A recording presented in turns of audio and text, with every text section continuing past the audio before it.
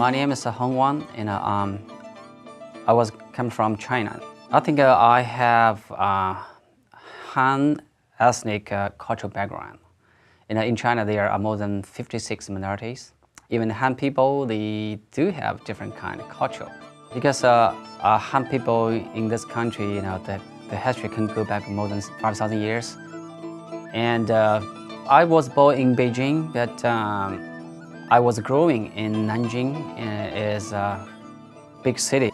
Nanjing is a culture city, and especially the traditional music and instrumental music is very popular there. I was growing in an artist family. My daddy was an engineer, and my mother is a librarian. But actually, I love the Chinese traditional opera. So one day, I taught Chinese opera in a school. That time, I don't remember that time. I was 7 years old, and there are people. He is the leader of called Little Red Flower Children Ensemble, and he talked with the principal. He said, we want this guy to join our group. So then I started my arts life and music life. I remember I learned of the instruments with a couple teachers, and all those teachers told me, as most as the same, not only tell you how to play the music, and that also tell you how to be a good musician, how to be a good person, and how to set up a good relationship with people. So maybe that's the Chinese culture and the Chinese tradition. They always tell you how to be a good person. And that I remember that time my teacher don't charge me, so everybody is poor, no money. So I remember I just bring some fruits to him, and maybe after 2 months, I'll buy some food, to him. He's very nice, and so I have a chance to learn the music and to learn different kind of styles of music, from my teacher. When you pick up a teacher, I think you not only learn the music, also the personal, a happy thing, activities. So when I perform concert, anywhere, even the schools or for general audiences, I always give them, some cultural background, and tell them some stories about the music. Tell them the very simple, the background about the instruments. Everybody knows China is an old country, and the history go back 5,000 years. But actually, to me, I have many things that I need to learn because it's a long history. You cannot remember everything, and some instruments, the history can go back more than 9,000 years. So we were asked why we don't have the history, whereas the other 4,000 years history, and why we have the instrument. So that's things, that's questions. So I want to learn, and I want to explore more things. I don't know.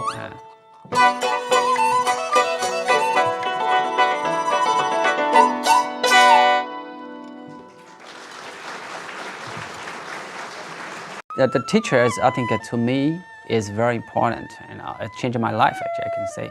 He, received the education is Western, and he got many ideas about the music, about instruments, so he teach me a lot of things. Not only to play an instrument, and also the culture. Some stories about the musicians, some stories about the instruments. When you learn a music with a teacher, not only learn the notes, also you need to learn the style, to learn some detailed things and the cultural background. So when I learned a different kind of music with him, he always tell me, this kind of music should play that way. Why you should play this way? Because their language, their culture, is related with the music. So I think that to me is, just like open my mind, So that's why, later I'm interested in different kind of music. I collect folk music and I collect different kind of instruments. I think most music are related with religion. For example, some musicians usually play in some temples, like for like Taoist music or Buddhist music. In China, they usually play the music not only for entertainment. Ancient time, Chinese people, normal people, doesn't have the right to enjoy that kind of music. So the professional musicians only play for the emperor. Yeah. And we call it a court band. So you still can see many the bands play in the temples, and also the people play the bands for wedding, for funeral, and for festivals, for harvest, or for Chinese New Year. Yes, but you still can find people playing for like a Taoist and Buddhist right now, yeah. The teacher I learned, he is a Chinese opera music player, and I think he also is very, very important to my music life. Right now, he is the only one can play more than 40 different kind of opera music, and I remember first time, he asked me what instruments you want to learn, because most people play the Erhu, so yeah, I want to learn that one. In China, the most parents said, okay, you should concentrate on one instrument, not everything. If you want to be, if you want to be a famous musician.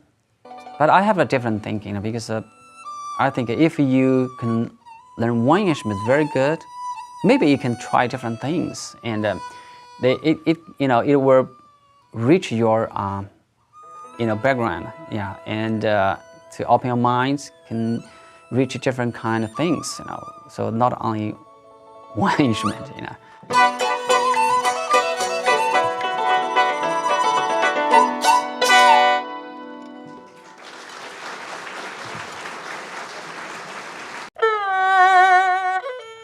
During the Great Cultural Revolution, and a lot of things are lost, because that time, people broken everything. They want to damage the culture too.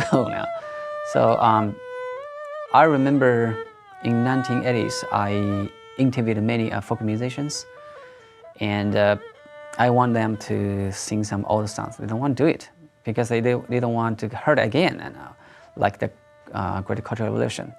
So then when they talk them, a couple times, okay, don't worry about it, everything's okay. We will never see that kind of things happen again. Then they sing for us. I think this things to me is just it's a treasure.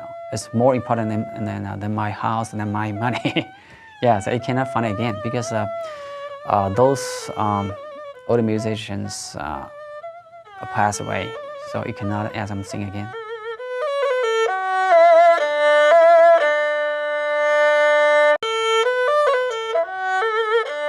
In China, I think there are more than 400 different kind of instruments. Erhu is one of the popular string instrument in China. The history could go back more than 1,000 years. Erhu is my main instrument. I play this instrument more than 40 years. And also through I'm playing the Erhu, I can play different kind of similar instrument like Zhonghu or Gaohu, Jinghu, even the Mongolia's instruments Matoching. That's they play it in different way, but it's the same family, it's a string family. And so actually, the Erhu bring me to a string world, so I can learn different kind of string instruments.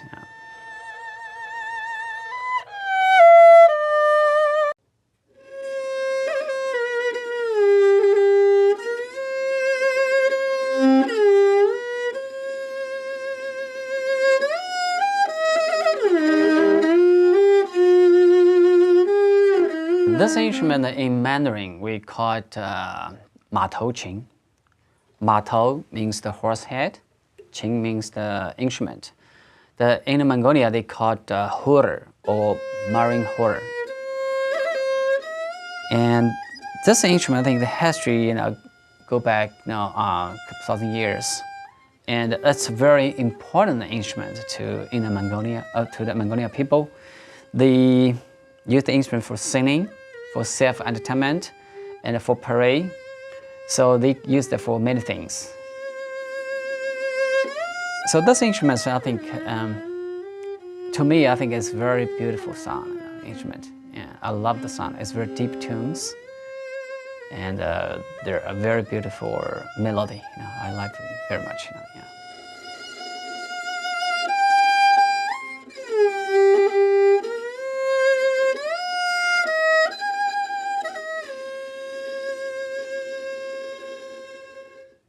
Once, a long time ago, during a horse race at a great festival in Mongolia, Su He and his white horse ran the fastest. The king, whose many horses all lost the race, was angry, and he commanded that Su He's horse be shot dead with arrows. When the horse died, Su He was very, very sad and could not recover from the loss. But in a dream, the horse came to Su He and told him to make a fiddle from the bones, skin, and hair of the horse, and to carve the head of the fiddle in the shape of a horse's head. That way, he could never be lonely. Su He got up immediately and made the fiddle, which is called morin hur in Mongolian and matou qing in Chinese. The fiddle produced an extremely vivid and mournful sound. But from then on, Su He played the fiddle and was never lonely again.